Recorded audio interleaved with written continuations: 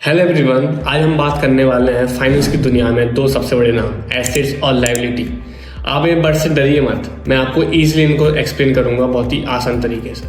तो सबसे पहले बात करते हैं एसेट्स की। एसेट्स को आप ऐसे सोचिए कि जो आपके पास जो चीज़ है उनकी एक वैल्यू है। जैसे आपके पास पिगी बैंक है, आपके पास एक साइकिल है, या आपके पास कोई फेवरेट टॉय है। आपको अगर आपको तब भी मनी की ज़रूरत पड़ेगी तो आप इनको बेच सकते हो। तो ये क्या है? एसेट्स। एसेट्स बहुत सारे फॉर्म में होता है, जैसे कि होम, कार या म्यूचुअल फंड्स या बॉन्ड्स, इन सब के रूप में एसेट्स होता है। बेसिकली एसेट्स क्या है? जो आप कुछ चीज़ ओन करते हो और उसकी वैल्यू हो, उसे हम एसेट्स बोलते हैं। अब हम बात करते हैं लायबिलिटीज़ की। तो लायबिलिटीज़ क्या है? इसे बोलते हैं डेट या कर्ज जो अपन लोग दूसरे लोगों से लेते हैं।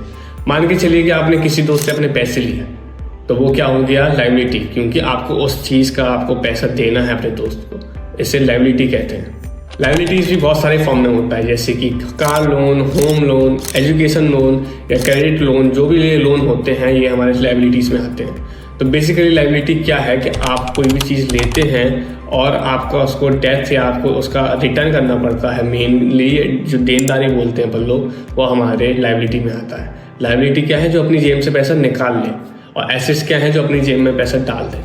उसे एसेट्स और लायबिलिटी बोलते हैं। एसेट्स को बोलते हैं हिंदी में अपन लोग संपत्ति, और लायबिलिटी को अपन लोग हिंदी में बोलते हैं देनदारी।